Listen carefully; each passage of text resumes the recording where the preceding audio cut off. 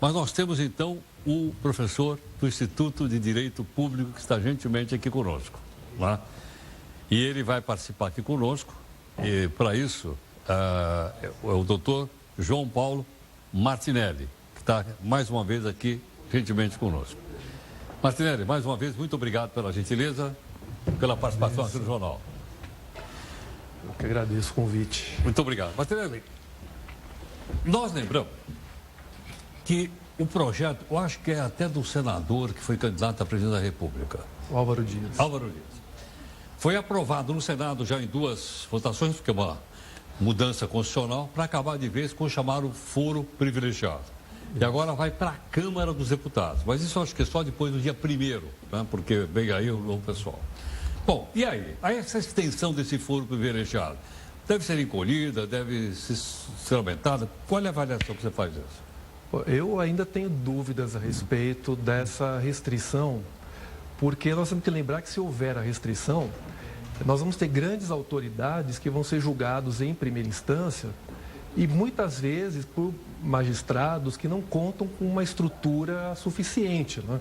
Imagine só, por exemplo, num estado onde ainda predomina o coronelismo, um deputado federal ser julgado por um juiz do interior do estado que sequer conta com segurança própria, que não tem uma estrutura adequada de trabalho, né? Ou o caso, por exemplo, de um juiz de primeira instância que ainda está em fase de vitaliciamento, tem que julgar um desembargador que hierarquicamente está acima do tribunal.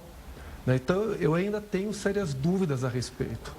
Né? Eu acho que o foro não é nem privilegiado, porque é uma faca de 2 gumes. Se a pessoa for condenada, por exemplo, no STF, não tem recurso. Né? E se for condenada em primeira instância, ainda cabem outros recursos. Né? Na verdade, é uma ferramenta para que juízes mais experientes, órgãos colegiados mais experientes, principalmente com melhor estrutura, possam julgar pessoas que exercem cargos de poder no país. Mas vai ter, do outro lado, tem também o fato que esses processos se acumulam, se arrastam anos e anos e anos.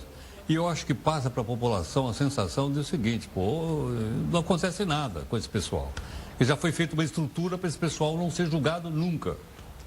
Mas aí o problema é da estrutura do próprio Poder Judiciário, e nem tanto o Judiciário em si, mas o Estado como maior demandante, entupir os tribunais de justiça, os tribunais federais, os tribunais superiores, e não permitir que haja espaço para o julgamento de políticos nos tribunais. Então, pode pegar o exemplo, o INSS, quantos recursos repetitivos que chegam ao STJ, ao STF, porque o Estado sempre tem a obrigação de recorrer quando perde um processo.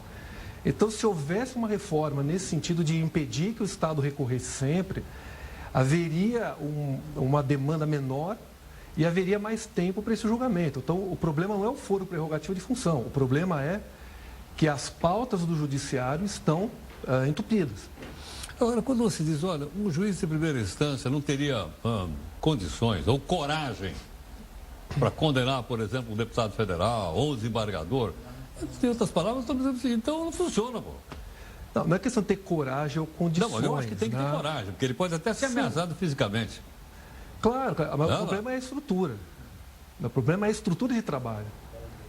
O juiz de primeira instância muito dificilmente consegue, por exemplo, um carro blindado, consegue segurança própria. Eu conheço casos, inclusive, de pessoas próximas, de amigos que trabalham em fóruns do interior que não tem a menor estrutura. A pessoa entra com a maior facilidade, consegue, inclusive, agredir fisicamente o magistrado. O juiz é obrigado, depois da emenda 45 da reforma do judiciário, o juiz passa a ser obrigado a morar, quando ele é titular, ele passa a morar na comarca. Quer dizer, todo mundo sabe onde ele mora, nas cidades menores. Enquanto o tribunal, primeiro que é o órgão colegiado, quer dizer, não é uma única pessoa que vai decidir. Sim. São no mínimo 3 desembargadores ou 5 então ministros. Deveria valer para todo mundo. Eu cometi um crime, eu quero ser julgado por um colegiado e não por um juiz singular. A falta de estrutura acaba sendo prejudicial para todos os casos, né? Uma pessoa que não tem o foro pode agredir um magistrado, pode perseguir um magistrado, o promotor na cidade. Então, enquanto for possível diminuir essa possibilidade de um atentado, ou até realmente de uma pressão externa sobre esses magistrados e esses membros do Ministério Público, é melhor. Nós somos, para quem está acostumado com os gabinetes de juízes das capitais, não tem a dimensão do que é o gabinete de um juiz no interior do país. Nas cidades que sequer contam com o comando da polícia militar, para a população, o juiz acaba ficando desamparado. Eu conheço o caso de promotores que para se deslocar de uma comarca para outra, precisam de escolta. Né? Então, imagine se, por exemplo, esse promotor acabar denunciando um prefeito daquele município, acaba denunciando um governador de estado, que, em última instância, é o último comandante, né? O comandante da polícia. Então, essa falta de estrutura, realmente, ainda para mim, deixa com o pé atrás. E, é lógico, eu entendo que quem está de fora tem uma imagem de impunidade. Mas aí, novamente, não é por causa do foro, é por causa da própria lentidão de funcionamento dos tribunais. Bom, é uma situação, assim, bastante curiosa essa, né? Porque, de um lado, a gente imagina que o juiz tem que julgar. Sim, Né? sim. E que o Ministério Público tem que acusar. Né? Se ele não tem condições, ele teria que virar público e dizer, olha, não consigo trabalhar, pô.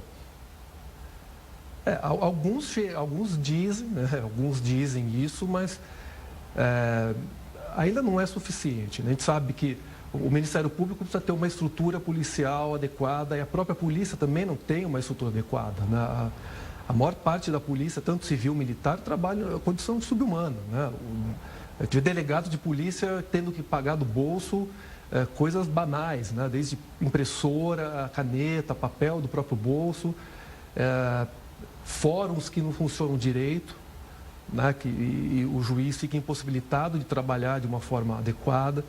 Enquanto nos tribunais de justiça já há uma estrutura maior de segurança, há uma equipe maior trabalhando, os desembargadores e os ministros possuem uma equipe de assessores para trabalhar para eles, né? E realmente, a decisão passa por um órgão colegiado. Não é uma única pessoa que tem todo o dever ou toda a pressão para decidir, mas sim um órgão colegiado, pessoas até mais experientes. Né? Então, eu não concordo. Mas deveria ser extensivo a todos. Não, eu acho que o ritmo de funcionamento judiciário adequado, que inclusive a duração razoável do processo é um direito fundamental, deveria realmente valer para todo mundo. Né? Mas, infelizmente, não vale.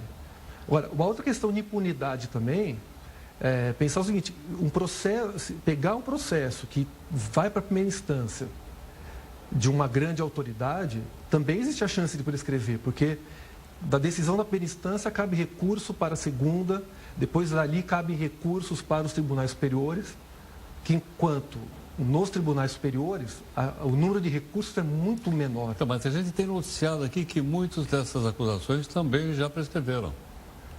É justamente por causa da demora. Demora muito grande. Aí as pessoas dizem, pô, mas já prescreveu? Aí o cidadão tem mais de 70 anos de idade como eu. Prescreve e aí, pela metade. Prescreve pela metade. Eu estou esperando prescrever pela metade. Mas o principal problema que eu vejo é o próprio Estado, através dos seus procuradores, dos seus advogados públicos, entupirem os tribunais com recursos desnecessários. Para citar um exemplo, o INSS. Se um juiz de primeira instância declara que o cidadão tem direito a um benefício, ainda assim ele é obrigado a recorrer. O INSS recorre para segundo grau, depois recorre para o STJ, recorre para o STF.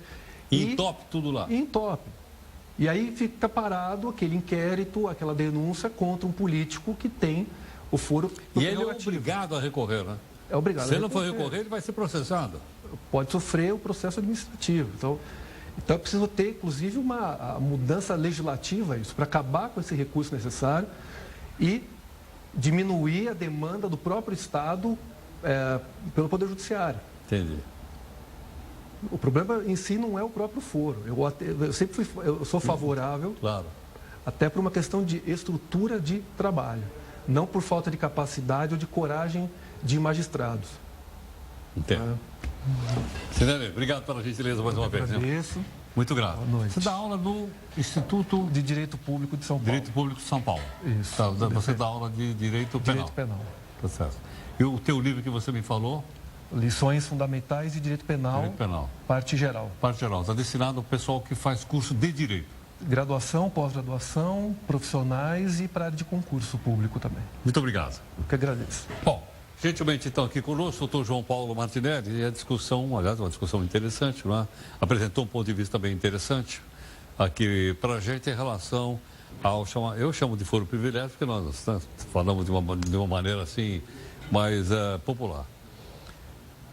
E ele defende uma outra ideia diferente, respeitável como todas as outras que participam aqui do jornal.